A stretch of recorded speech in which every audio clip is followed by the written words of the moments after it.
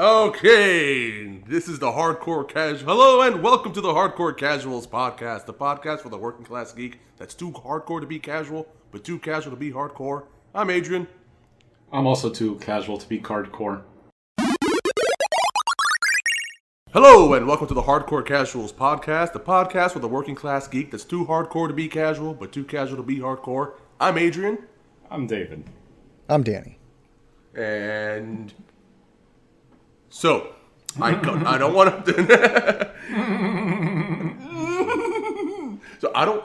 I guess actually I do. I'm not gonna lie. I do want to beat a dead horse, but I just caught a film the other day that it's old. You guys are gonna laugh at me for me being so behind on this one, but I finally saw Logan. What the fuck was that? You said to laugh at you. Did you tickle yourself? You said we had to laugh at you, so I'm laughing at you. Nah, it's one of those things. Tiger. No, it's one of those films that oh my god, best superhero film ever, blah blah blah blah. Got all this, whatever. So you figured I would have seen it sooner. I didn't see what the whole hype was about, but it did get me thinking as I was watching that film. Of course, I started thinking about Star Wars, and I couldn't help but think, if you're gonna do what they keep saying that, oh, this is what Last Jedi did, it got rid of the old and it's setting up the stage for the new. Logan did that. That movie got rid of the old in a good way, and put a good foundation to start something new with the New Mutants. And I don't know, was just thinking, shit, I would have liked to see something like that more than what the shit we got with Last Jedi. But that's just me and I'm still butthurt over Rian Johnson's shitty job. Did you read that article, the one that I sent you of the guy that was just basically oh my gosh, masturbating all over the movie, like, oh, it's so good and they did so many good things? And you mean that self-loathing dude that probably wishes he was born a woman? That article was very shit. I never seen a man be sexist against himself, but that was there. That article was. That guy's article did seem like just male guilt. That he was trying to be an apologist for all men by trying to take the side of females. I bet you that guy's single. And he probably has gone through a bad relationship, and he's like, maybe this will win me points with women. Because it seemed that ill-informed that all the points he was making or the lack of points he was making, it was mind-boggling. One of the points was painful read. One of the points was, and there was 3 or 4 paragraphs devoted to this one point, that all men are horrible. That was it was right there in bold, and it's and I think about it.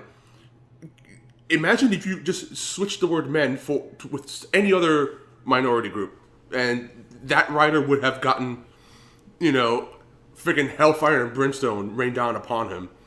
And be called a whatever racist term, racist, bigot, homophobe, whatever the heck, if he used anything but just the word men in that title.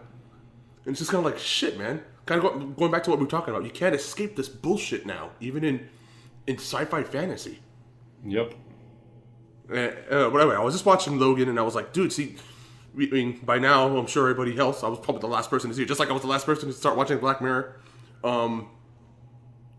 That's just the way that if you're going to be doing that whole, passing the baton on to a new cast, a new main character, a new story arcs or whatever, that's how you do it. I thought the movie was done very well. It wasn't perfect. I don't think it deserves all the glory and hype that it got, that I kept reading about.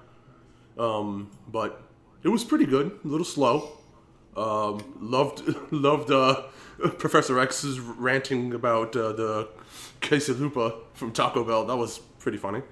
Yeah, there was some good stuff to that movie. I really didn't like the use of, but then again, I don't know if that was in the comics. I never really followed the comics that strongly, of the young Hugh Jackman clone coming after him. I thought that was kind of a little lame. There have been Wolverine clones in the X-Men comics. In fact, Omega Red swears he was fighting the real Wolverine, and it turned out to be a Wolverine clone.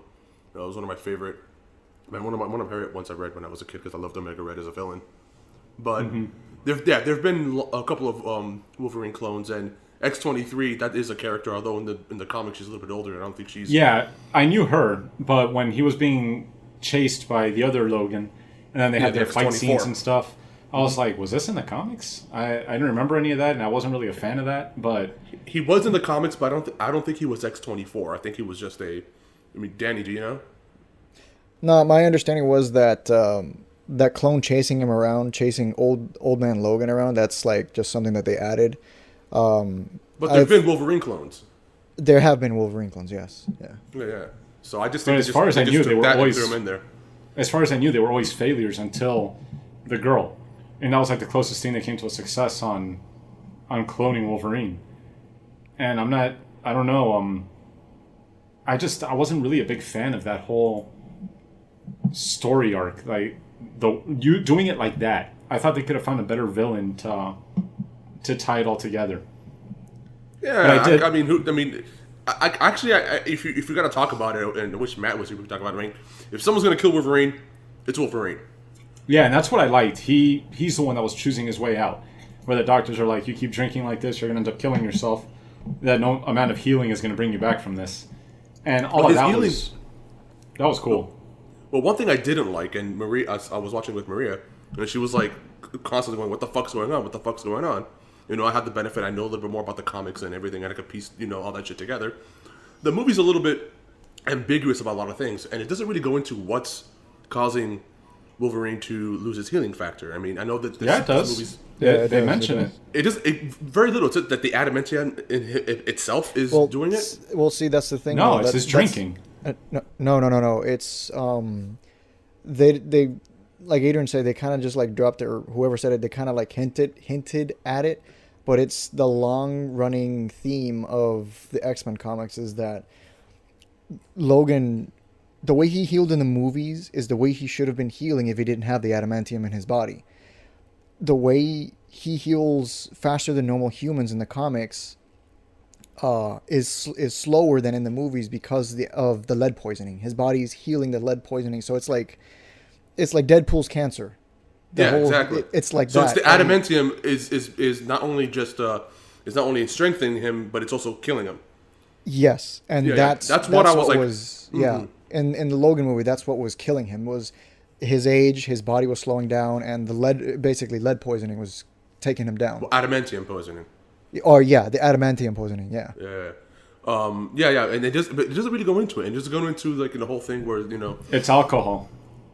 No, I think it was a social commentary about alcohol. That's what it was. Nah, dude. Wolverine's always been a drinker. He's always been a smoker. That's why he's dying. No, he heals from that shit. He's like, fuck it, bub. It's the adamantium that's killing him. He had one last drink before that fight, and then he was like, I can't take it anymore. It was the tequila, I'm telling you. I know that movie got like a crap ton of hype and all that stuff. I mean, it was a good movie, but I just... It was alright. It wasn't amazing. No, it wasn't amazing, but the thing is, I actually loved it. That's just like, forget all the hype, forget all that stuff. It's like, I don't know what it is about that movie. I just loved the way it was told. I loved like the final hurrah. I just loved everything about it. Yeah, I mean, again, going back to like what I was thinking, this is what they should have done with Star Wars, at least with Wolverine. I mean, you basically by the halfway point, whether you know what was coming or not, you knew that this movie was going to end with Wolverine dead. You knew it was going to happen. All right. And they gave him a good send off, and he died being Wolverine, And one thing I liked about this movie, as opposed to some of the other X-Men movies, is that even though we're talking Old Man Logan here, I mean they give you a couple of Wolverine Berserker moments where you actually see him just freaking go into that Berserker mode and literally tear shit apart, which was just very satisfying as a Wolverine fan, because in the previous X-Men films they kind of toned that down a bit. Supposedly the original script for the third movie, for this one, was supposed to be all about his Berserker rage, and then somewhere along the lines it just changed to this as a send off. Because they basically pulled the Old Man Logan series, because that's basically what this was. It was Old Man Logan and the Death of Wolverine series put into a movie. Yeah, they mixed them both together. Yeah. Because But technically, Old Man Logan is still alive. I mean, I think he yeah, died, but then he came back or something, from what I understand. yeah, Some weird thing. yeah. It's not the one that ends Comic with him brujeria. covered in adamantium, but yeah, I mean that's how you could do it. You know, you didn't hear any fans. I mean, I didn't hear any fans getting pissed off that they killed off such a staple character or whatever. I mean, because it was told so well and it was done so well, and they actually gave respect to the main character, unlike this recent pile of shit that we got, where basically it takes a crap on everything, gives you the finger, and tells you to like it. Plus, It's just that you hate it so much because they're basically shitting on the extended universe. If you don't give a crap about the extended universe, you'll probably be super for everything that they're doing with Star Wars. I don't know. I've thought of that, because sometimes you do gotta check your bias, and I know I am biased, and yes, I am a fan of the original extended universe, but I did have that little kind of like, okay, you know what, this is for a film, this is actually bothering me, this is really bothering me. Let me think, let me check myself. Can I detach my bias and look at this objectively? And I have, and it's still a shitty movie. And if I could detach the whole extended universe out of there and just keep it to the original trilogy, now moving into this, it's still shitty, and they still shit on a great character, and everything that this character does, that Luke does in Last Jedi, is the antithesis of what he has done in the first three movies. So it's still my detaching myself. I still say the same thing. It's a shitty movie, huge plot holes, ridiculous twists. Subverting people's expectation does not equal good movie. Look at The Village, and dude, have some fucking respect. If you're gonna kill off a main character, treat him with some respect and dignity, like they did with Wolverine and Logan. That's all I'm saying. this has been grind my gears, but with Adrian. You know, what really grinds my gears. Okay, I need to stop talking about Star Wars and crapping on that. But I just wanted to mention I finally saw Logan. So it was good. You liked it. And that's it was good. I mean, not the greatest thing ever, like some people were saying. I mean, I've seen better superhero movies, but No, that's how you give a wonderful, loved, established character a send off. Right. Yeah, I love the way they send him off. I loved that send off. That was, And even though I didn't like the little girl as X-23, I think it could have been better. She was a little annoying, and she was a little one-dimensional. She kept, her. Even Maria was doing like funny little impressions of her. All she did was angry face and stabby stab. But that last shot, when they have the, they're doing the funeral, I guess, and the cross turns to the X. So I was like, there you go. That's how you hit him in the feels right there. Yep. In other movie news, who was a Crocodile Dundee fan when they were kids? I know I was. It was okay. David, did you like Crocodile Dundee? Maybe not so much part 3, but part 1 and 2, eh? How did I miss another beta for Dragon Ball Fighter Z? Because you're not paying attention. No, I'm not. You're not paying attention. I was a fan of Crocodile Dundee, yeah. I loved it when I was a kid. This is a knife. So I just saw right now, earlier today, I peruse the Reddits, and I go to Reddit movies. There is a Crocodile Dundee, not reboot. I guess this will be a sequel because it's about Crocodile Dundee's son. And yeah, I saw the trailer, and this is one of those. It just left me. It's one of those moments when it's like, who the fuck asked for this?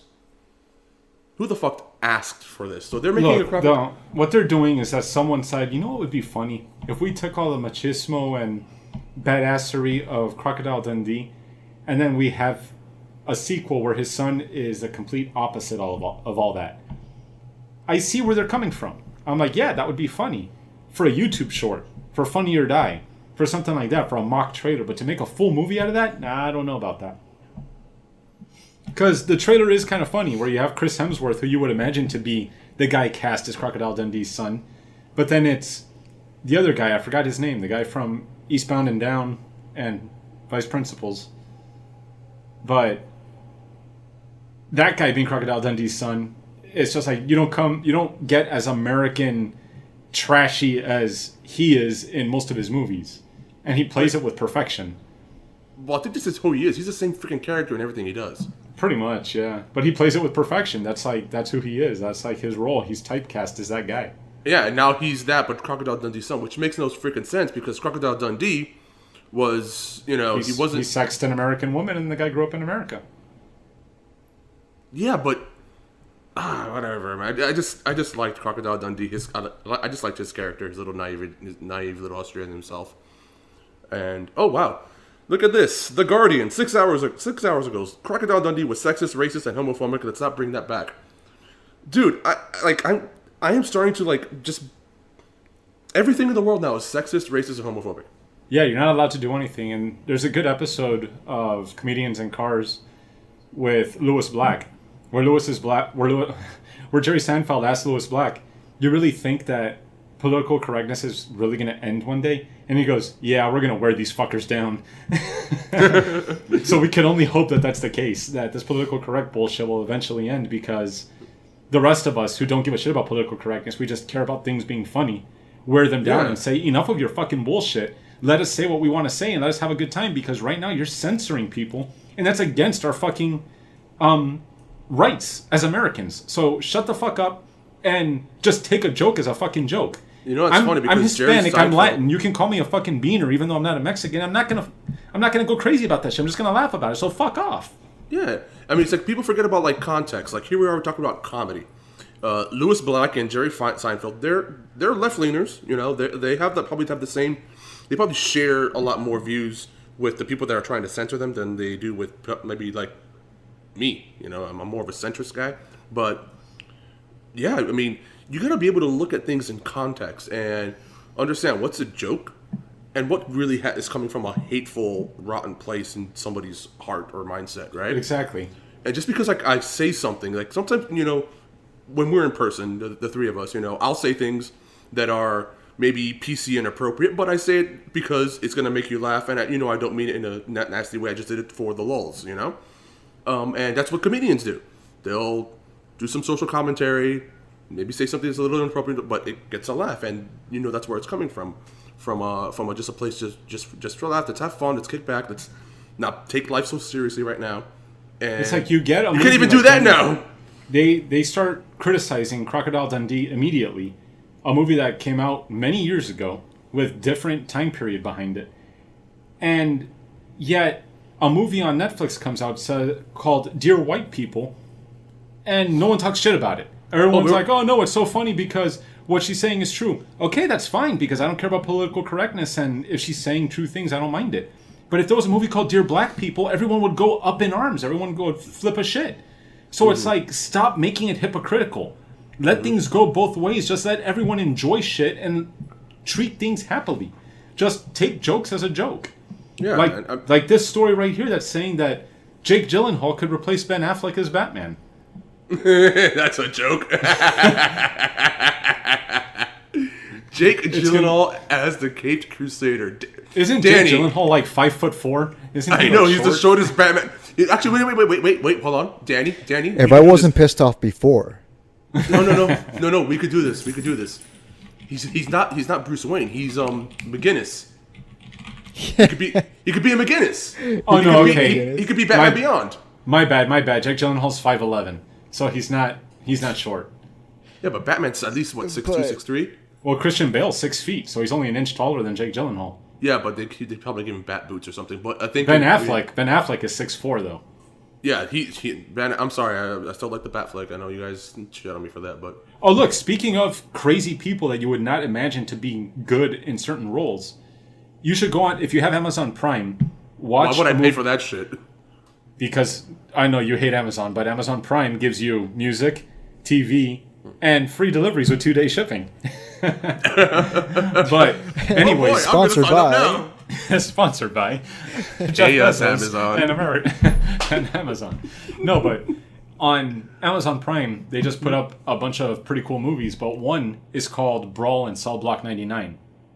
And the star of this movie is Vince Vaughn, who's shaved his head bald, and he's got a cross tattooed on the back of his head, and he plays a pure badass in this movie, just kicking, smashing people's faces when he's stomping them on the ground. He plays like a hardcore badass, and you're like, Vince Vaughn playing a hardcore badass? That's impossible. Vince Vaughn... He pulls it off. He pulls it off real well. I've seen. I don't remember what movie it was, but I remember seeing him in something other than like a comedy or what do you call him, a romantic comedy, and the guy can act.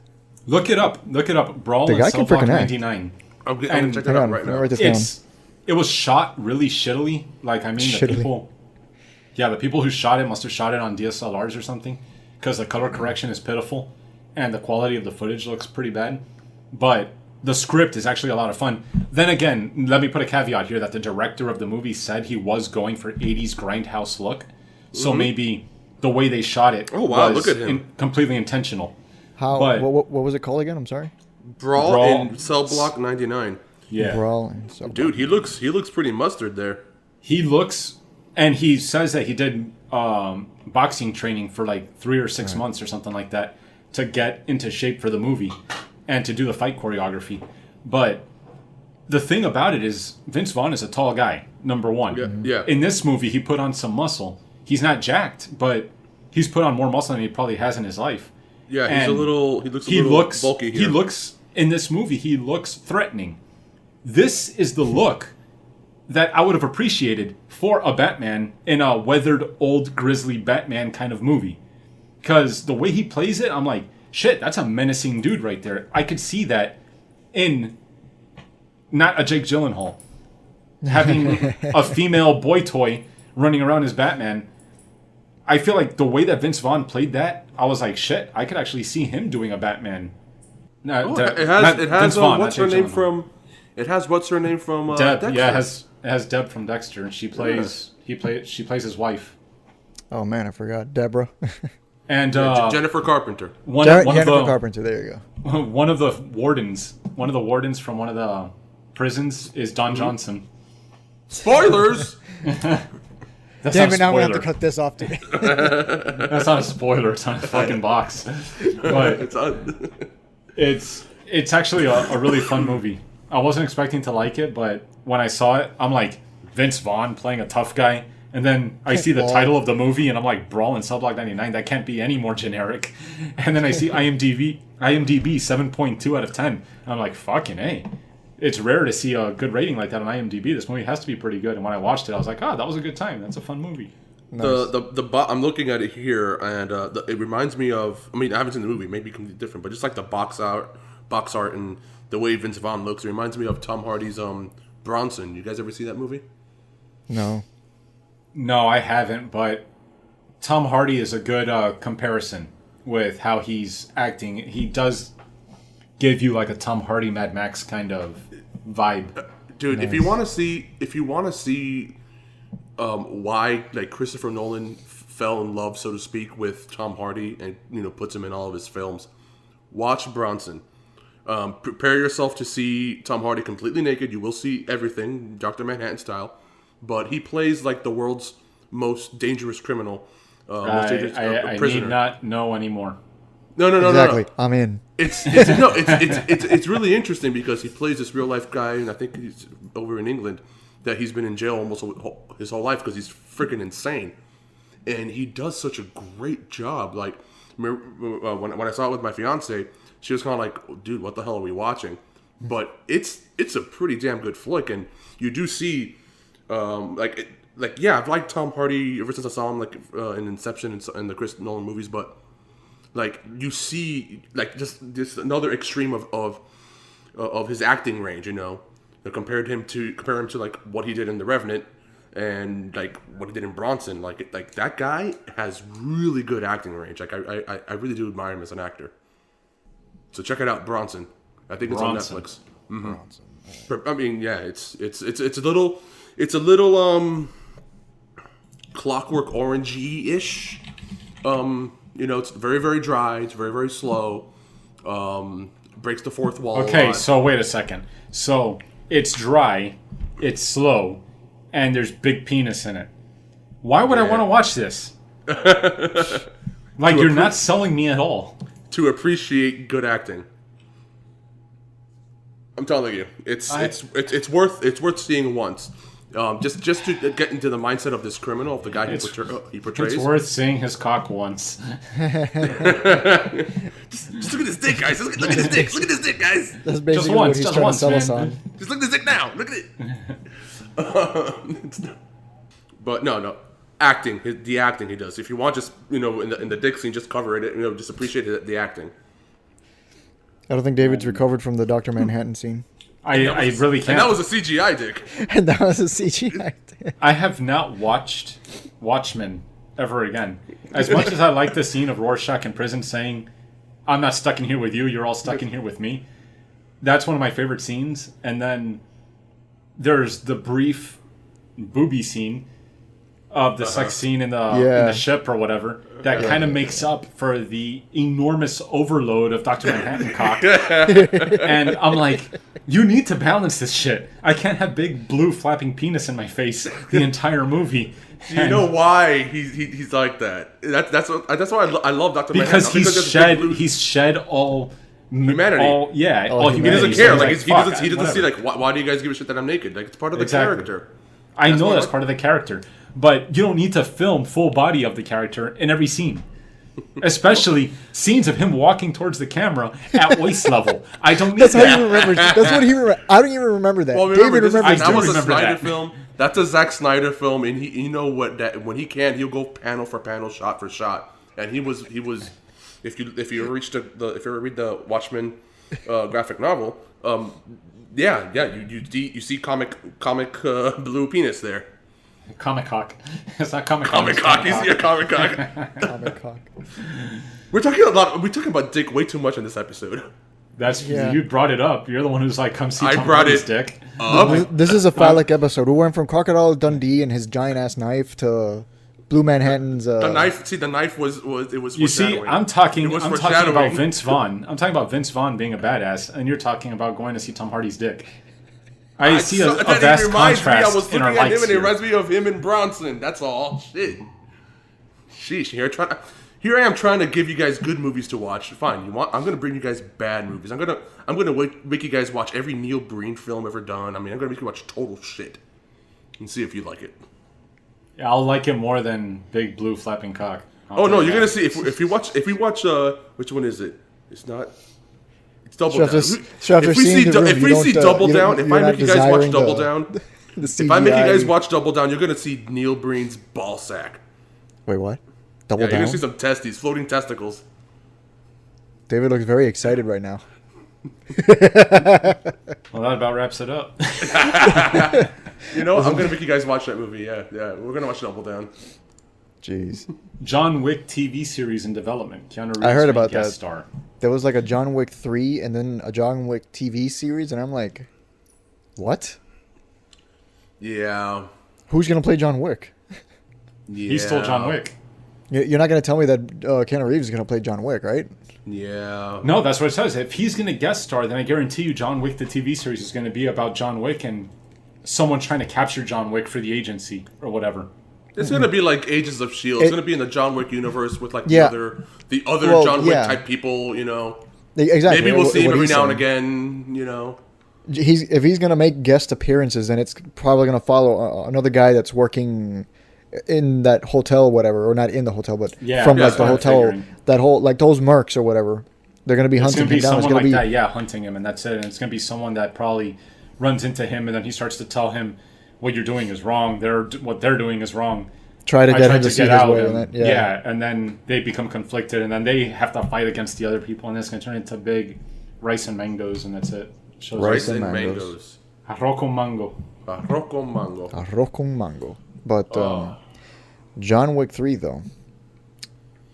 I kind of want John Wick to leave it alone. I don't want him to die. I like the character. And I like the character. But that's it, you're done. I would I would want it to like just end. So like in the third movie, just like have him end, and then whatever they're gonna do with a TV series, and they can do with a TV series, but they like just end it already. He becomes supreme leader, John Wick. Because watch out, because he might die for no reason at all. Because the whole purpose for the second movie was basically just shoot multiple people, just It was just a giant gunfight, which I liked. I like John Wick too, but it was unnecessary. I like John Yeah. Wick more. One I like more the- than two. One is always I the like best. the first one Yeah. better than the second one. Yeah, I mean, yeah. the second one's still entertaining. It's not that it's not entertaining. It's Exactly. just that it tries to expand so much in such a little time. I felt like 2 was too convenient. 2 was too convenient. There were too many things that were convenient for him along the Yeah. way that I didn't like. Whereas I the think we first one discussed was this. more planned. Things Yeah. were more like you can tell that he was calculating. In 2, it didn't feel like he was calculating. It just felt like we're rushing into these sequences and like, oh, look how lucky he got here. Look how lucky he got here. Look how lucky he got here. Yeah, it was all And that bothered me. Deus Ex Machina everywhere. Yeah, the first one just felt a little more like just a little more real. Did you say Ex Machina? Deus Yeah. Ex Machina, yeah. It's when Oh. it's when something just resolves itself in a movie with no expectation. No, not Deus Ex Machina. I was saying, wasn't the movie called Ex Machina? The one that has Oscar Isaac in it? That was like, that came out recently. Not recently, but it's the one where he's like a computer programmer and he makes like this sentient android. Then he hires a programmer to come work with him or for him. And then the guy falls in love.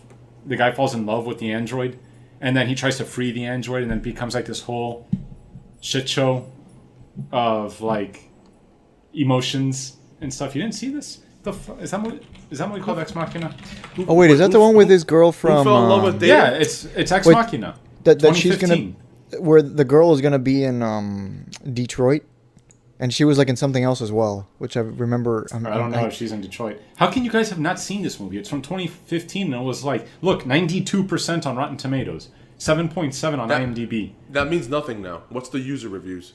87% liked this movie, Google users. That means nothing now. I'll check it out at some point. This movie's critically acclaimed from all angles. I mean, like, I don't know how you guys have not seen this movie. Yeah. Look, Rotten Tomatoes, 92%. I just got into Black Mirror and I just saw Look. Logan. I'm behind. Audience score on Rotten Tomatoes, 86% liked it. So it's like everybody fucking loves this movie. It's a I good didn't love movie. It's a good movie, and I saw Oscar the preview and I Isaac said, meh. it doesn't even look like him. Where can I see it? Yes. Is it on Netflix, Hulu, Xfinity, I doubt it. Amazon Prime? No, it's probably something you gotta rent. Is it that new? It would be like on Redbox or something? It wouldn't be that new, no. It would be probably something that you get on Google Play or something. Okay. Well, I'll see if I can check it out. It's a very good movie. And it's one of those movies that's like low budget. Not super low budget. I mean, it's like an indie film that's kind of... Look, Academy Award for Best Visual Effects. And the visual effects they did on the girl are fucking phenomenal. It really came out great. It's one of those movies that you're like, shit, how did they pull this off on low budget? Amazon Video, $2.99. Vudu, $2.99. YouTube, $3.99. Google Play, $3.99. iTunes, $4.99. So get it on Amazon Video for $2.99. I like $2.99 better than $4.99. Yeah, me too. Look, 4 out of 4. Roger Ebert. Didn't he die? No. No. Dylan It died. was the other one. Siskel died. Cisco, I thought they yeah. both died. I thought they were holding hands and they gave it 2 thumbs down. No, Ebert had a very close brush with cancer, but he beat it. So the other one is the one that had the stroke and died? Or Ebert had a stroke also? One of them, I don't know. I don't know either. They used to be like the gold standard of all this shit. That must have pissed them off, man. When the internet started taking off and then they let go to Rotten Tomatoes and Metacritic, they're like, fuck, we had this shit. How did we drop the ball like this? But they're still well known. Well, one of them is. Here, I'm here looking at a comment somebody made online. We're gonna take things back a little bit, but I almost forgot. Do you know that we're like less than 4 months away from the Han Solo movie coming out, and there's hasn't even been a trailer. They're saying that there's all kinds of problems going on with that movie. that movie is so fucked. Yeah. And basically Disney's admitting it that this movie is fucked. Good. Part of the problem is the guy that say they good. chose to be Han Solo. Who's playing him? Who's playing him again? Some guy. He doesn't, cool. I know he doesn't look like Han Solo at all. I'm not sure. Okay, look, I'm going to speak on something that I'm not 100% on the facts on. I remember reading a story. What I know 100% about is this guy's backstory. I can't remember 100% if this is the guy who plays Han Solo.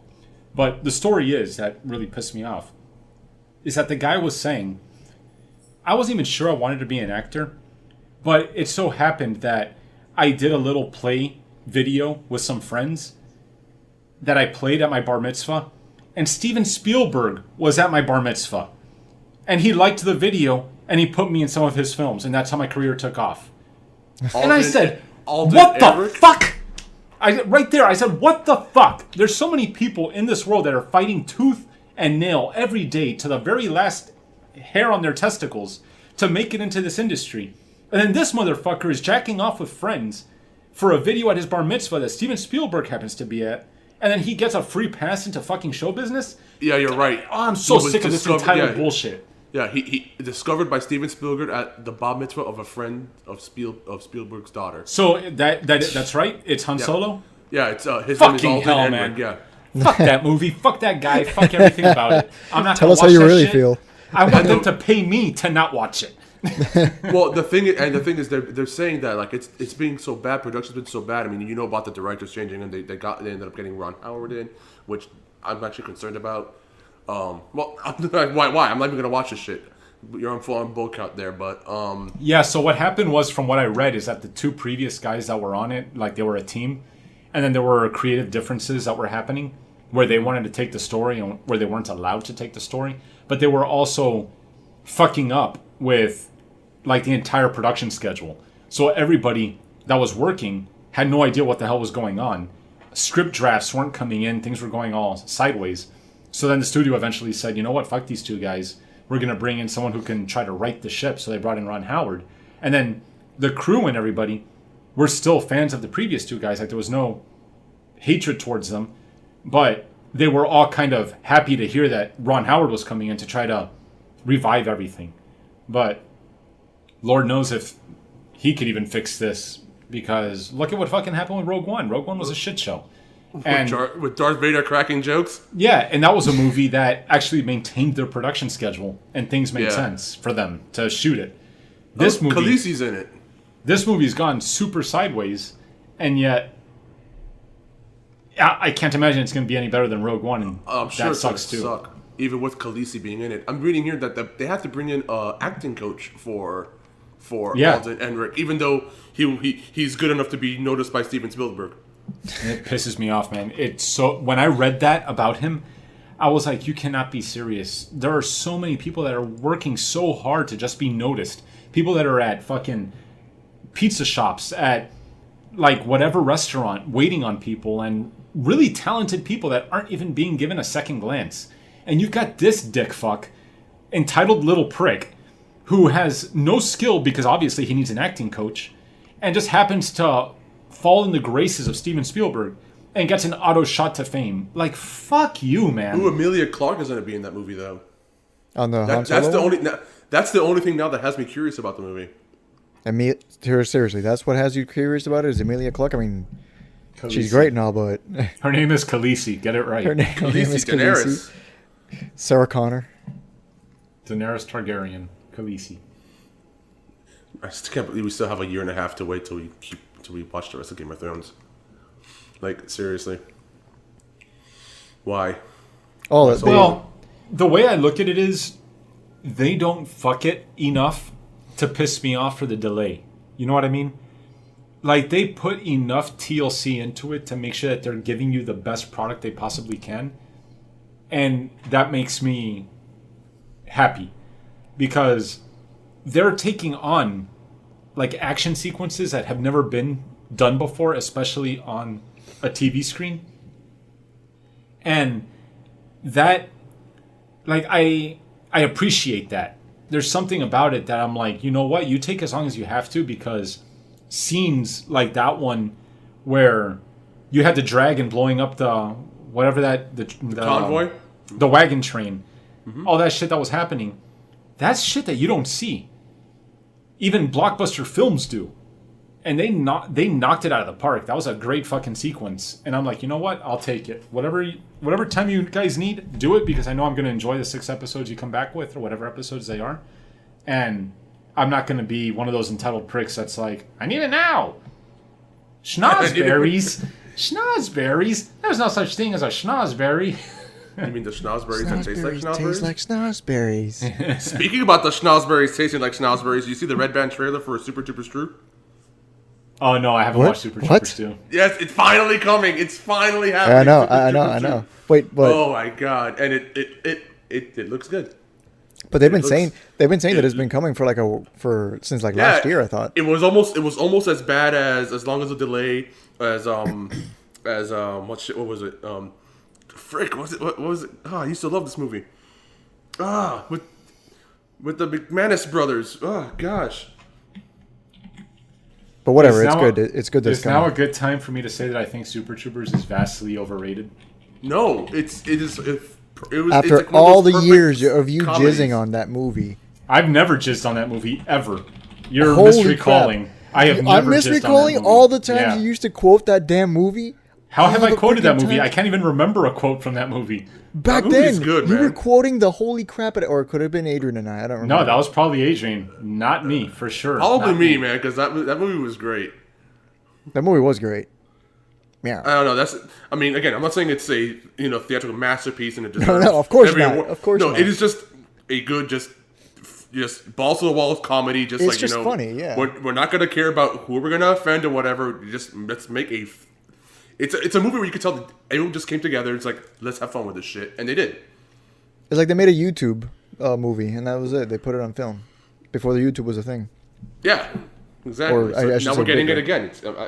And watch the Red Band trailer. It's entertaining. I'll check it out. That's good. I look forward to this. I'm watching it right now. Watch it. No. By the way, I always thought. No, David, you were the one that gave me the VCD of it. Since we have an overrunning theme so far in this podcast, Super Troopers is another movie where you see penis in. That's probably why I don't like it as much as other people. David, you were the one that gave me the VCD. I don't recall this. Yeah, man. Because I'm remembering that somebody had given me the VCD, and it definitely was not Adrian, because he didn't know how to do that stuff. So that was, or I should say, someone probably gave me the VCD, and then I was like, you know what, this movie sucks. You have it. Well, no, you didn't give it to me. Like, you just burned me a copy of the CD. Okay, wait. I remember my analogy. So yeah, Super Troopers 2. By the way, we're showing our age by calling out VCDs and shit here. Yeah, it's okay, man. Floppy disks. Atari 2600. The Boondock Saints, man. Just like it took so long for a sequel for Boondock Saints. Ah, there you go. Yes. And the second one sucked so much ass. Like that, yes. that was a pain. We waited so many years to get that. I hope that they don't do this with Super Troopers 2. But it's that the thing is that you have to imagine that movies like Super Troopers and Boondock Saints, they're like indie successes where the team who's behind it probably spent years crafting that movie to be what it became. And then when people want a sequel, they're just rushing out something to meet the demand. Well, they didn't rush out Super Troopers 2 or Boondock Saints 2. It's the kind of a Boondock rush. Saints was saying for years, "Oh, they're coming back," blah, blah, blah, and they're like how much time was between Boondock Saints? Okay, so look at it like this. Say you have your Adam story, and you spent a bunch of time crafting this story to be perfection. Don't tell people about my Adam story. I'm just talking about. I just said the name Adam. That's it. I'm not going into the story. You spent your entire life crafting that story to be perfection. You finish it. You make a movie, and then you end it on the note that you always dreamed you'd end on, and you're like, that was great. That embodied everything that I had in mind. But then everyone's like, but wait a second, you have an opening to make part 2. Where's part 2? Where's part 2? Where's part 2? Now, you just spent the last 20 years crafting a great movie, and you're beginning now from scratch with something you didn't think anything of, and trying to continue the story. So now you're just pulling shit out of your ass to try to meet the demand. It's not going to be as great as that first part. I would hope that if I were to finalize the Adam story, which by the way, it's supposed to be 3. It's going to be 3 books, so maybe 3 movies. But regardless, once I'm done with it, that's it. And I hope I have the artistic integrity to, even though there might be a demand for it, be like, guys, that's it. That's the end. That's where it ends. You know? But I don't know, because that story has a logical, you know, kind of final closing point. Like, there's no... The end is the end, you know? Like, there's not a... You can't do a spin-off of Adam. It's difficult to turn down millions of dollars. Like it Dave is difficult Chappelle to turn down millions of dollars, but let's say I make enough millions in the first 3 movies, I don't need those more millions. You know? Unless I'm... There's something that happens with people that make millions of dollars that they say, you know what? More millions of dollars are better than the original millions of dollars. Does anybody with a couple $1 million, can they confirm this? It has been confirmed greed. numerous times. That's why there are people like Jeff Bezos and Warren Buffett and all these kinds of guys, because they don't say, oh, I made my first $1 million, I'm done, great. They said, oh, $1 million, I'm glad I made that. Now How it's many easy to millions make more of millions. can I make? Exactly. Because the thing with money is, when you have money, you can make more money. It becomes easy at that point. When you have no money, it's very difficult to make more money. You have to give your lifeblood to make money. You can't ever put that in. I know Pour what in I'll a lot do. of your mana. No.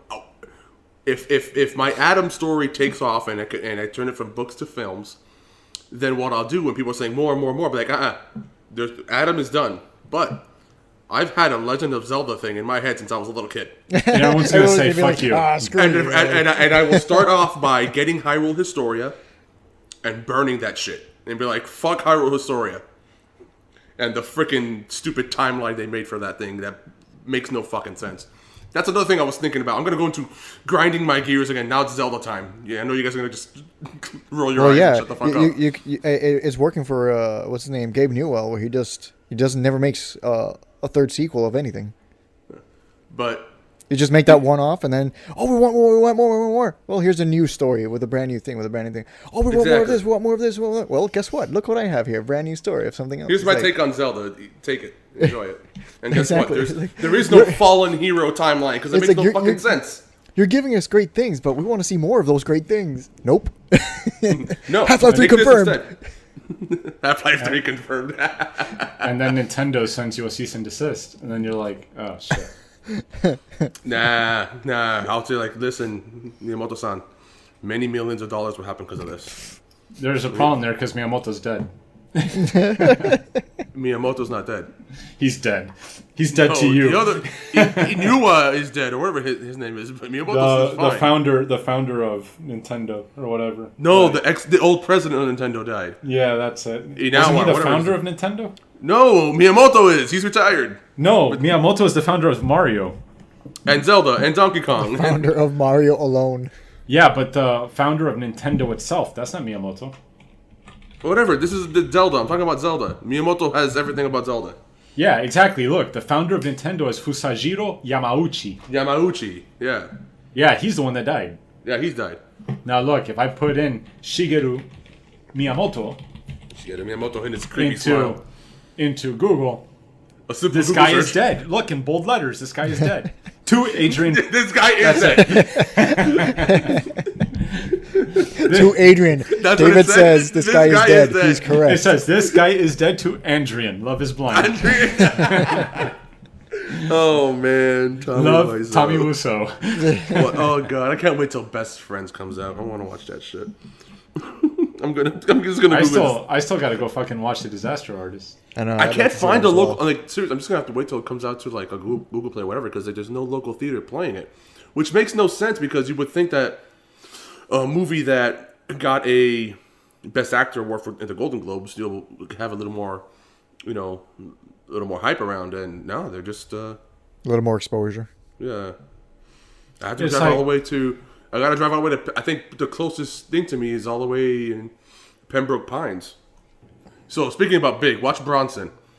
Oh, jeez. I thought you were gonna say watch Big with Tom. See that? Yeah, no. The running theme for this podcast is penises. And Tom This Hanks is isn't the- a penis. What movie? No, I've never seen Tom Hanks' penis in any movie. No, I was saying that he looks like a penis. He does, especially in Dragnet. Speaking of Tom Hanks and penises, I never thought I would hear a sentence start off. Wow. Let me tell you a little something. I want to go to the website and see that episode, whatever the heck, 14-15. Speaking of Tom Hanks and penises, ...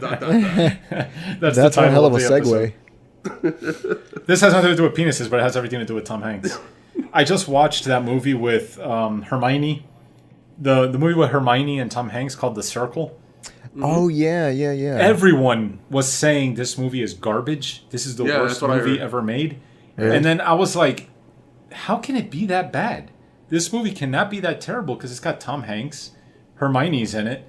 It's not They're both poorly good actors. shot. It looks like it's shot well. How can this be such a terrible movie? Everyone's right. That movie fucking sucks. I thought you were going to go somewhere with this. I thought I was going to have to start watching the movie. No, that was he went that exactly movie- where I thought he was going to go. That movie is one of the worst movies I've ever seen. It's a techno phobia film, right? No, look, there's a movie with Ryan Phillippe. I forgot what it was called. That was about the same kind of thing. The guy goes to work for a Microsoft kind of place that starts picking up talent. And then what they do is they steal the talent, or they steal the original concepts that their people have, kill them off, and then use it as products of their own. Then there's shows like Silicon Valley that you have the same kind of tech atmosphere that are all really good. I wouldn't say the Ryan Phillippe movie is really good, but Silicon Valley is really good.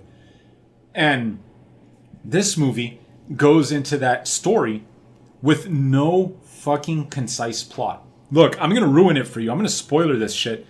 Can I scream at you? Look, no. Because whoever's listening, I'm doing you a favor right now.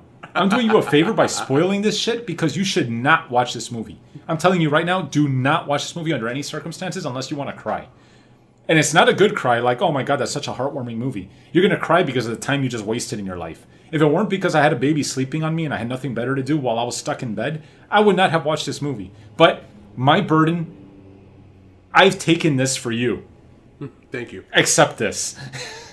So basically, in the movie, you have Hermione Granger going... Emma Watson. No, her name is Hermione Granger. She goes... She's working dead-end jobs and stuff, and her friend gets her an internship at basically Google. She goes and Apple. She starts working for Apple in this movie, and she starts in support. She's just doing messaging to people, making sure that they're getting their stuff right. And things start to happen, whatever, and then the Steve Jobs of the movie, Tom Hanks, comes out and he introduces this new thing called a 360-degree camera that you can paste anywhere, and it gives you a live feed of that location from that camera at whatever time you want. So he pasted them all over the place, and he's like, oh, look, I put one here, and I put one here, and I put one here. Look at all this shit. So everyone starts to realize how good these cameras are, that you can get a real-time view of whatever happens. And he's got the mindset of, I could catch news in the making.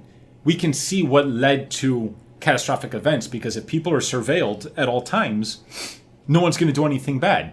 They're going to know that someone's watching and they're going to be caught, which is a valid reasoning, but it's also a huge invasion of privacy.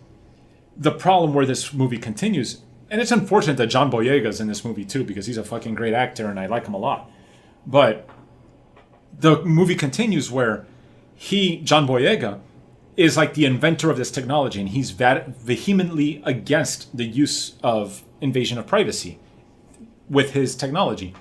So he realizes that Hermione kind of shares a similar mindset with him. So they start talking, and he's like, you know what? I'm going to let you know who I am. Because at this time, he's been missing in action for years. Nobody knows where this guy is. And he confides in her by saying, I've been here. I'm working under the radar. But it really frustrates me how they're using my technology. And she's like, yeah, it's true, blah, blah, blah, blah, blah, whatever. So, making a long story still long, but condensing it a little bit. I was going to say, too late. Yeah. She goes, and she needs to, free her mind, whatever. And she goes out on the lake, and she starts paddling her boat. And she finds herself in the middle of fucking lake tsunami, whatever shit that she encounters. Like a heavy storm, and she's trapped. She's, stranded in the middle of the water. And no way of getting back, and she thinks she's going to die. But, of course, those cameras were all over the place, monitoring her, and she got saved. So she gets saved. Steve Jobs of the movie, Tom Hanks, says, you know what, this gives an interesting opportunity for you to become the first person to broadcast your life at all times. 24/7, you broadcast your life to everybody. It's basically Twitch IRL all the time with one of his newest gadgets that just fits on your lapel. At this point, you're like, okay, if this is such a great thing, why aren't you doing it? And yet, that thought is the fucking kicker at the end of the fucking movie. She goes through the whole movie doing this for the company, and at the end of the movie is when she's like, oh, you know what, I invite you guys to do this with me, and then they're like, oh, that's not a good idea. So it's like, what the fuck are you talking about? This whole movie just took place with the main premise that any rational human being would have said at the very beginning, no, this is a stupid idea. I don't want you to be watching my every footstep. If it was so great, why don't you do it? They make that the kicker at the end of the movie. And to make shit even worse, the entire movie, she's like, I'm all for privacy. I don't like what I'm doing with invasion of privacy, blah, blah, blah, blah, blah. And then she becomes a fighter for it at the end of the movie. She's like, she becomes a fighter for what the company is doing, of surveilling everybody and invading privacy of everybody. She does like a full 360. And the movie doesn't explain. She did a circle? Yeah, basically. The movie makes so much sense now. Oh my god! It subverts expectations. It's a family film. Oh! I have never been more angry watching a movie than when I watched that, because I like tech movies and I like when they get into those campus mindsets like Google and Apple and shit like that. And I just like technology. And when they do something like that where they think their audience is just batshit fucking stupid, I just can't deal with it. It was like one of the worst movies I've ever seen in my life. Are you sure about that? I'm sure. Even The Room, I'm telling you, this movie had so many plot holes that The Room looked like it made sense. Dude, wait till I get you to watch Neil Breen. It's like, how can you go through an entire movie that was like 2 hours long, where this girl, the entire movie is like, I'm not for this, I like John Boyega, he makes sense, I'm following him, whatever. And then she gets trapped on a lake. She decides to do this Twitch IRL for the company. And then she inadvertently gets her childhood friend killed because she's doing it for the company. And her moment of clarity is to say, I'm going to have the CEO do this with me. And then I'm going to fix this system so we can surveil more people more easily and get everybody to vote with our proprietary software. No, the fucking movie made no fucking sense. It was garbage. And I hate it that I even brought it up. Wait till I make you guys watch Fateful Findings. I would like to hear your banter. That's a porno, right? That's a porno, right? No, that's a Neil Breen film. So that's a porno, right? Yes, it is. Pornos have better plots than that movie. But please, just do not watch The Circle. And if you do, drink heavily before watching it. Now I have to watch The Circle. If you're going to do it, just drink. Just make sure you drink, and then you can ease yourself. Because the best part of the movie, quite literally, is something that I had known before I watched the movie, which is when she's in her interview, they ask her, Mario or Sonic? And I was like, oh, interesting. I can dig that. That's a good question. That is a good question. I think she said early Sonic, late Mario. Huh. That's actually a very good question. That's a good answer. But I still have 8-bit Mario has a special place in my heart. I can't even say early Mario, early Sonic. Yeah, I don't like any of the later Marios. I feel like once it went 3D, even with Mario 64, as beloved as that game is, I always hated it. Super Mario 3 was the death of Mario for me because that was my favorite Mario. How was Super Mario 3 the death of Mario? Because that was my favorite Mario. When that concluded, that was the end of Mario. He stopped liking Mario after that. Yeah. Oh, come on, man. Super Mario World for the Super NES was good. Even Super Mario World is good. I concede that. But Super Mario 3 for me was like the epitome of Super Mario. Mario RPG. Oh, that's different. Mic drop. No, whoa, yeah, mic drop for sure. That's different. I don't consider that in the same vein. Shit, I'm gonna play that anything game else. right now, man. Super Mario RPG is a fucking perfection. Masterpiece. That is a masterpiece. That's an 11 out of 10.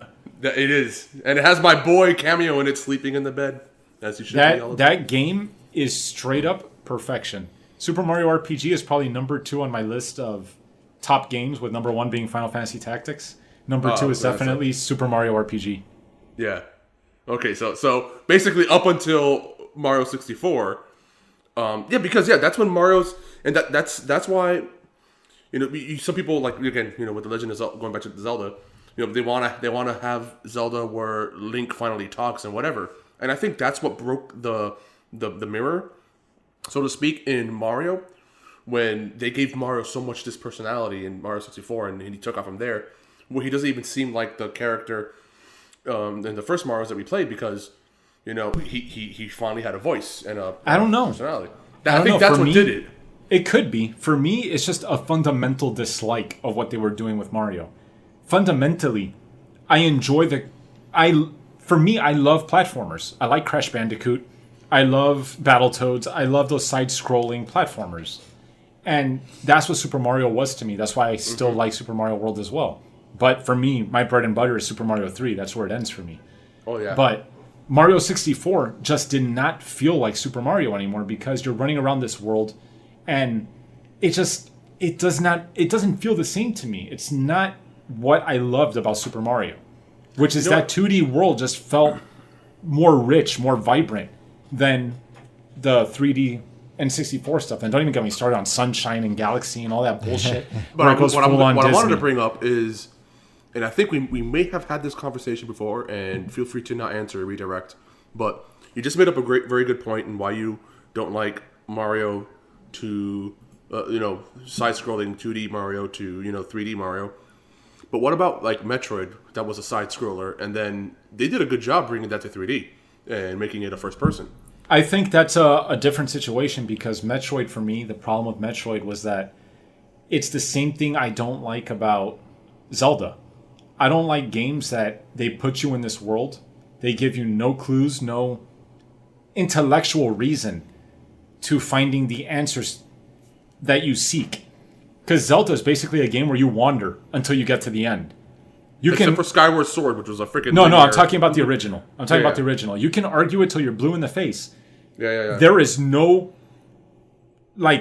intellectual reasoning behind Zelda. It's like, you're in this world, figure it out. That's all there is to it. And that I detest. I detest that to the core of my existence, because that shows me you have no semblance of game design. You have no idea what you're doing. Yeah, I think you've said this before. And it's it's funny. I respect your position on that, but I love that open world. Yeah, and I'm okay with people loving that, because there are people, I know people that love that they like to be Breath put of in the a Wild world is like, and just figuring it out.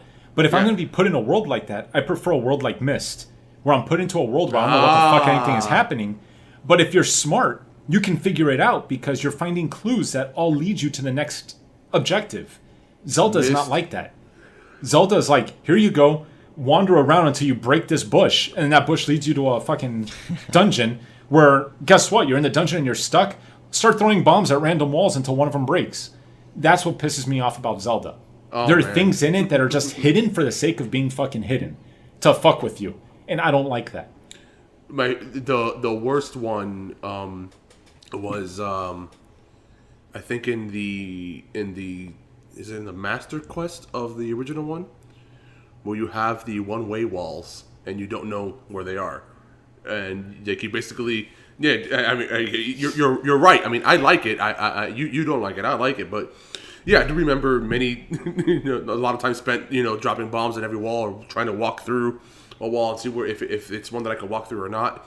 And yeah, the earlier Zeldas didn't have anything to let you know, hey, this is where it is. The later Zeldas, the wall will be discolored. It'll make a different sound if you hit it with your sword or whatever. Or in Breath of the Wild, since you're out in the open, it's like a rubble of rocks or whatever. But yeah, the original one, that could be annoying, and I could see how you could find it as a detractor. I mean, it's I like clues that if you're eagle-eyed and you're paying attention, it'll make sense to what the next thing will take you to. That's why I bring up Myst, because Myst is something that once you're put in that world, you've got like a fountain in the middle of the area, and then you've got like a little house to your right, then you've got the observatory ahead of you, and you're like, what the hell is going on here? Then you'll find a plate at the observatory that just has random numbers.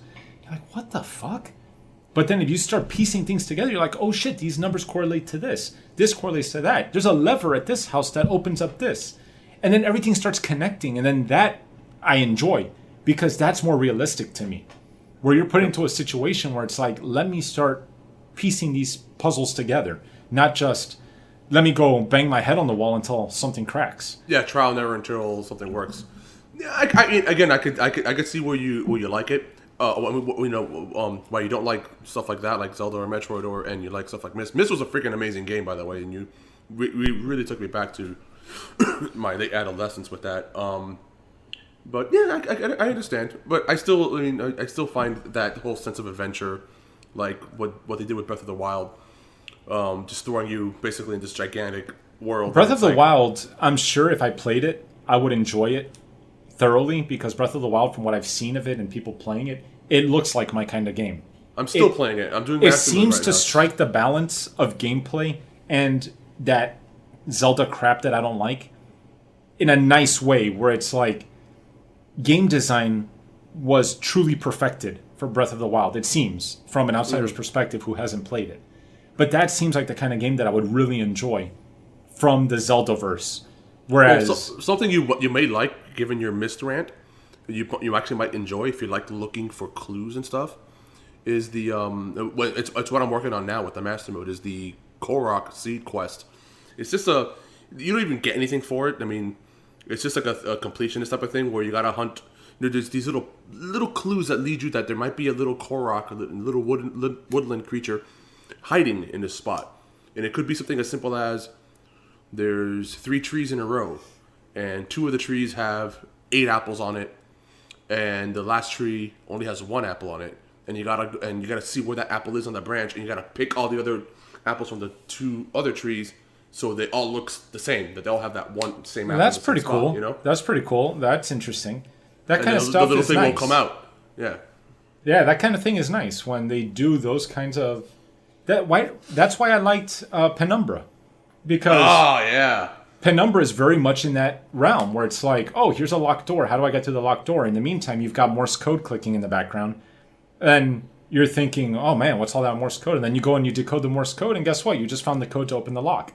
That is really cool game design. Mm-hmm. If you're paying attention and you're listening and you're looking, you're going to find your way out of this situation. You know, it's funny that you mentioned that, because that's an amazing game, and it's a game where you got to take your time, you got to be slow.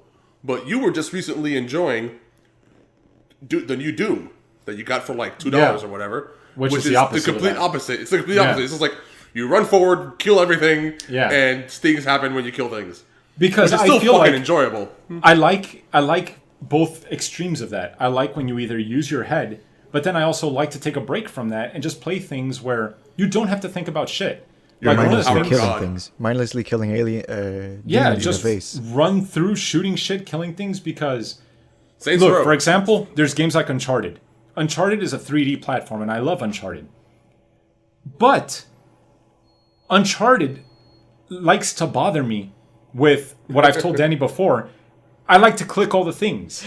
It goes out of its way to bother you. Yes, when I see in Deus Ex machines to hack, I need to hack all the machines. I need to. It's a problem.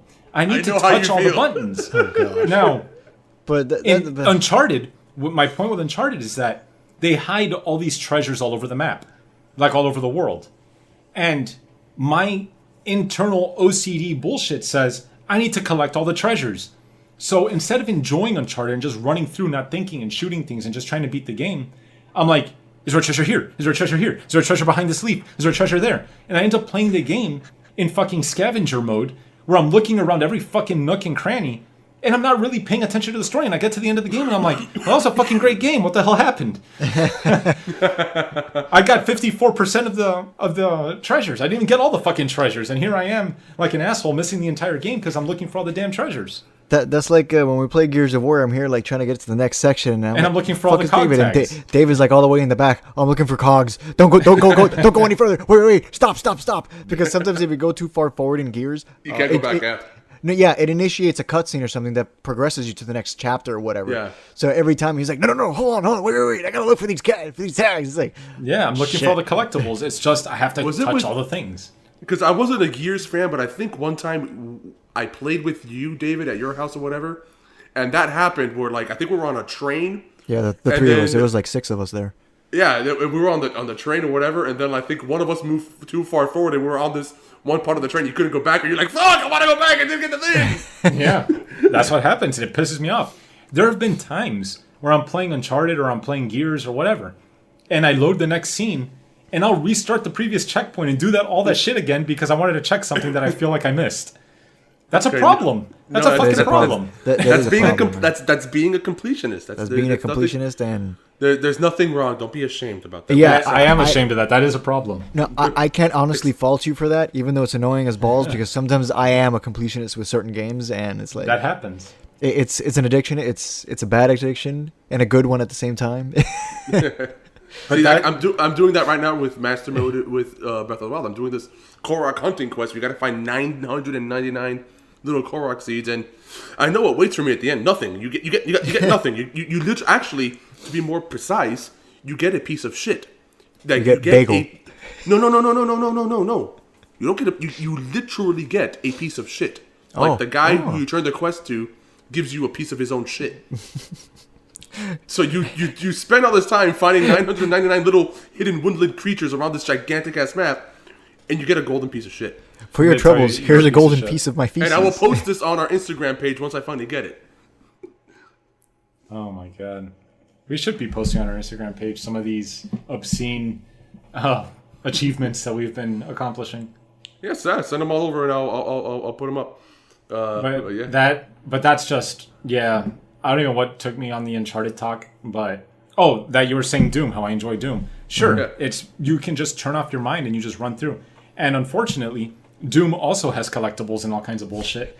But does, yeah. I was able to go through enjoying myself without worrying too much about the collectibles because Doom does it in a way that's like so easy to find. Yeah, that you it- don't have to. You don't break your really head finding it. Yeah, you don't break your head trying to find it, but I did get pissed off at the end of Doom because I was going for the platinum trophy, and I realized that if you didn't collect all the rune trials throughout the game in one go, there's a bug that if you reload and you complete the last 2 rune trials or the last 1 rune trial, it doesn't pop the trophy. Oh, that's magical. What the hell? Yeah, so Oh, I went wow. back, I completed the last 2 rune trials that I had missed, and guess what? No trophy. I googled No it. trophy. Everyone's complaining about it. What the fuck? This hasn't been fixed yet. It's over a year and you guys haven't fixed this bug. And I was like, you know what? Fuck it. I'm not going to continue. Do you feel doomed? Wow. Yeah. Get out. Yeah. They're too busy working on the sequel, which I'm looking forward to. I was just gonna ask, like, what was the whole purpose? Like, how come it's been a year and they still haven't fixed that? I don't know. Because they're It's working- probably they're just working on an the internal sequel. bug. Yeah. And what Apparently. sucks That would be about it the is only that- acceptable excuse. What sucks about it is that before I went on to doing those last 2 trials to get the trophy for that, I did the stupid trials of doing the multiplayer and the fucking build a map tutorial. So I wasted a bunch of time doing all those fucking trophies. But you And then did I that? go, the what? You actually did that? Yeah, because you got trophies for it. So I was like, I'm going to get a platinum, and this doesn't look like it takes very long, and it'd be interesting to kind of see how their map builder works. And I went through that whole series. I did it all, whatever. And then what happens? I get to the rune trial part, which I thought was going to be quick and easy. Give me my trophy, we're done. Nope, nothing. Thankfully, I figured that out before I went and I did the Ultra Nightmare first chapter. So I at least saved time from that. How'd you fare with Ultra Nightmare? I didn't do it. Oh, I figured it out before that happened, so I was like, you know what, fuck it. oh, gotcha. I'm not going to even bother with Ultra Nightmare because I played the game on Hurt Me Plenty, I think. And there were enough times during Hurt Me Plenty that I got frustrated. So I was like, Ultra I've Nightmare's going seen- to piss me off. I've seen an Ultra Nightmare run, like a full run. Shit took, I think, like 5 hours, and it seemed. I want to say it looked easy, but I'm sure that if any of us got there, we'd be bashing our heads against the wall. and actually started playing it, we would just kill ourselves. Like, It's the game. The thing about the game is that even on the hardest difficulty, oh, and it was a no deaths. This guy ran it from yeah, beginning to it's end, something. no dying. And If you it's- play it enough, it's something you can do because, like, if you're not It's worried set about patterns. collecting any of the stuff, it's one of those games that is so fluid. The he was movement- collecting everything. The That's- movement is so fluid. Well, I'm saying if you're playing on your first try and you're not worried Okay, about collecting casually. anything, Yeah. All right, yeah. and you're playing on Ultra Nightmare, you can do it because the game is so fluid that if you're a skilled gamer, you can get around all that damage. You can move here, you can do this. It's when you start trying to do the challenges and collect all the shit and you don't know about it, it's your first try, that's what gets you killed. Because there are a bunch of times where, like, the challenge of the mission is kill 3 of these guys with rockets. Yeah. Or the death from above That's the jumping yeah. on There these you go. guys. On the Hell Knights. That's Yeah. the one from the Hell Knights. That one Doing- took me a while. Doing all of those little challenges, those are the things that get you killed because you're going outside of your comfort zone of how you can easily dispatch these guys. Yeah. See, But- I did the game. I only played it once. I decided to do it on Nightmare. It's a really fun game. Oh, I mean, it's they fun did as a hell. great job. And as long It's as fun as hell. Hey! No, and I feel like I didn't play it on Ultra Nightmare. I think Nightmare was just fine. But yeah, as long as I kept moving forward and holding the trigger down, I was fine. Nothing could stop me. It was when I stopped to let me do the Death Above on the Hell Knights. So what was the one on the Revenant or like the sweep the leg? That's another Yeah, one. Sweep the Leg was a bitch. That was a bitch and a half, and I was like, Because that was so buggy, trying to get it to work. Yeah, I all had the to time. be like doing it right, the right angle and everything. That's when it was a problem. But if I was just moving forward and killing things, I didn't notice the difficulty. Yeah, pretty much. I mean, it was just those bits where I feel like even the end of the game wasn't that difficult. You would come into some rooms that were really bad with shit all over the place, but you're given enough to be able to hold your own. Like once you get the BFG, like Oh yeah, the toughest rooms are just instantly obliterated. which is fun. And the thing is, sometimes Doom kind of goes like the new Shadow Warrior, the way the new Shadow Warrior went. It's kind of like, you know what? Sometimes you just want to play a game where you're an overpowered, dude, and you just could vent that way, Just like But playing. What's funny about Force Shadow Unleashed, Warrior, Shadow Warrior can kick your ass if you're not paying attention. Like, you get your ass kicked real quick if you're not. No, the remake, the new ones, not the original one. Yeah, I'm talking about the new one too. Oh, really? You had difficulty with the new one? No, I'm not. I'm saying that if you don't pay attention for a little bit, it's not the kind of thing where it's just like, oh, let me stand here for a second and look for a collectible or whatever. Because you're going to get your ass kicked when someone pops up, they shoot you a few times and you're dead. It's the kind of game where you have to be on point to deal with whatever's coming at you. But yeah, you are overpowered and you can just dismantle everything with ease. Sometimes you just need you need that game where you're the overpowered dude. And Yeah, it's fun. like I remember playing Saints Row the Third and whatever. Like that was so much fun. Like Oh yeah. it's that just game. no. But which is the one after one where you go into the Matrix basically and you're flying around with a. Saints Row the fourth. Is it the fourth? Yeah, So the fourth one. Yeah. okay. And Saints Row 4. yeah, Saints Row 4, and you have the dubstep gun and whatever. Just having ridiculous fun. Just blowing shit up, flying around, literally like Matrix, like Neo in the Matrix, and just fucking shit up. I mean, sometimes you just need that game where you could just be that guy. And slap people with the penetrator. The Penetrator. Yes.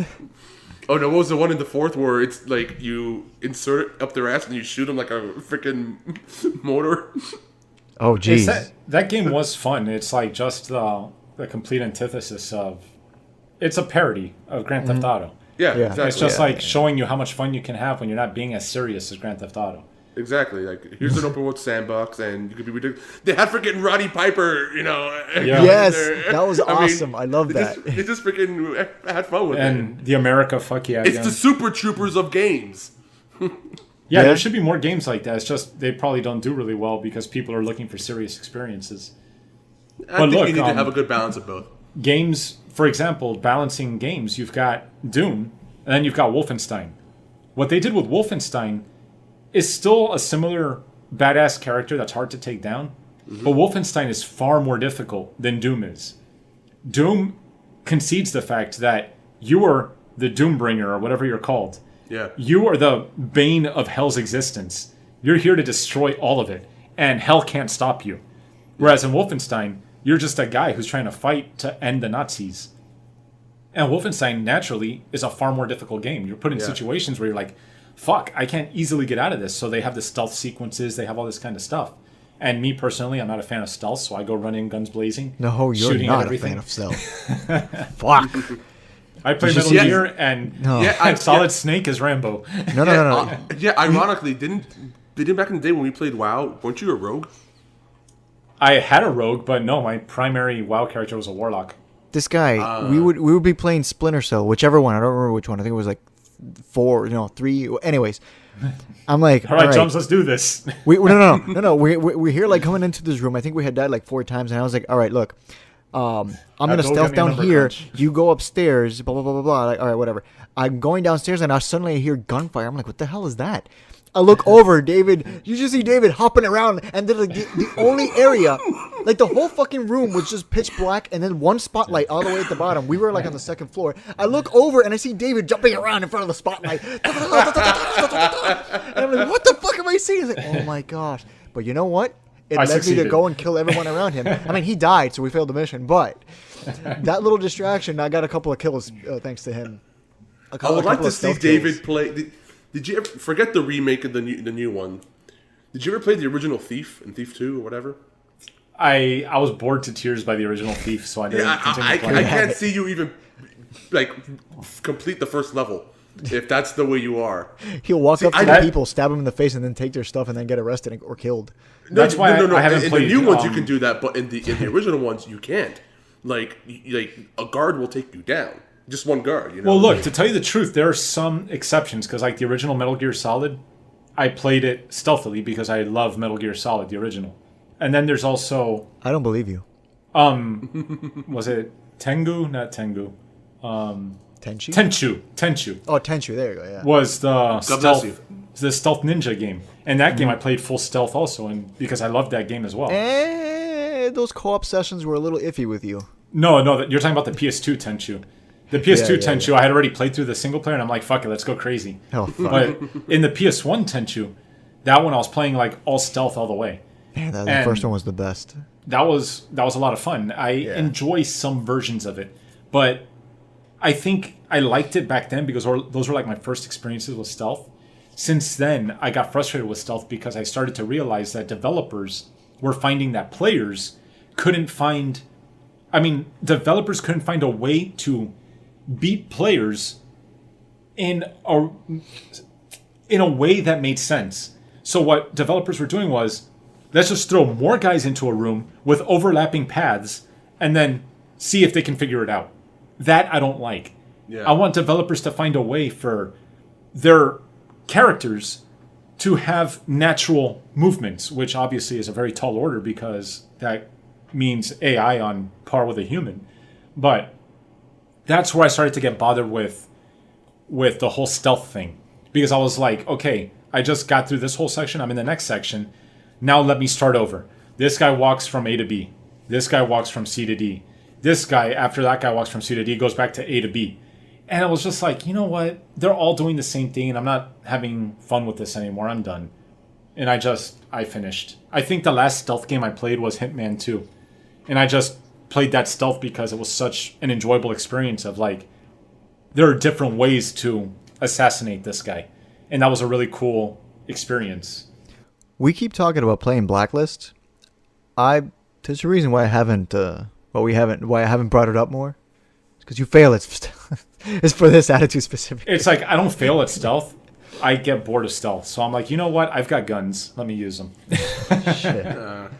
I like stealth games, and I would take my time with stealth games. Which we should. We should get into the Blacklist because it supposedly it caters to all three action, full-on action stealth and action stealth. So like that's why I loved, what was the one before Blacklist? Conviction, yeah.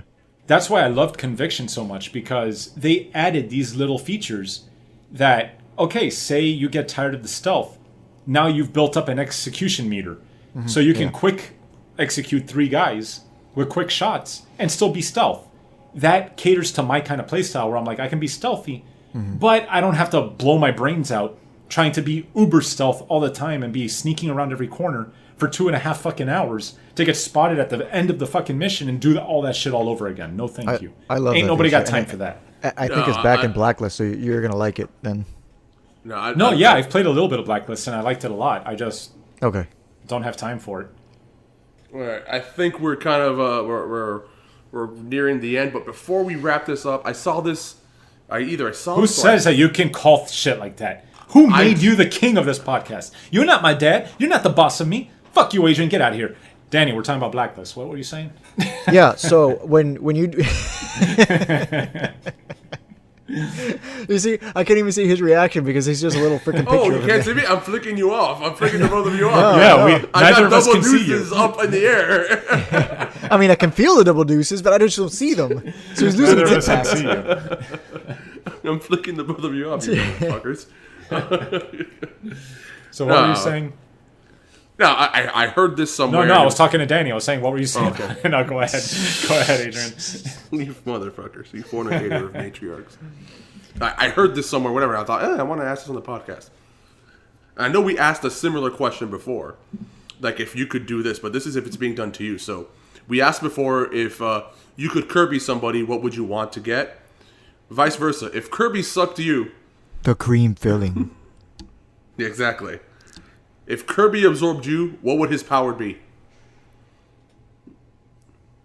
What? If What would Kirby Wait, hold on. engulfed you, hold on. what would his power be? If he sucked you in, if he sucked all of you inside of his mouth, But and hold on, swallowed. us as normal us as normal humans, or us with abilities? no, you like right now. Just normal human? Okay. Yeah, if Kirby absorbed you, and when he popped you out, what would he get? Rage. I'm not surprised. He would just be very, very angry. That's not a superpower. No, For Danny it is, apparently. Well, no, Adrian just said that we don't have superpowers. It would just be like he would just be sucking up and taking okay, a portion of our personality or something. Let me start off. Let me start off. Maybe set the tone so you understand. If Kirby sucked on me, he would gain the ability to drink an entire bottle of whiskey and be fine the next day. So like normal shit. Yeah. So that's what I said, anger. I mean, he's not going to have a superpower. He's just going to be drunk with Adrian and pissed off with me. He'd be drunk, pissed, and David? Yeah, I'll be drunk, pissed off, and... My Kirby will turn blue and have a Dr. Manhattan penis. So he'll be drunk, pissed off, and he'll turn And blue hung. and have a Dr. Manhattan penis where he'll be the third nut. Exactly. Gosh. The end. Hey, Al has to go back to the penis. This is the penis episode. You... We had to take it back. Phallus. We had to take it. We had to bring it back full circle. Oh God, you guys. Oh, you guys. You guys. David went for that reach around. I got bronchitis. I don't got time for that. I think Adrian died just now. Oh God. No, but what sucks is that now that I have this non-viral, not bacterial bronchitis because of that stupid fucking cat, every time I cough, I get like all the blood rushes to my head and I get a headache and it's like, ugh.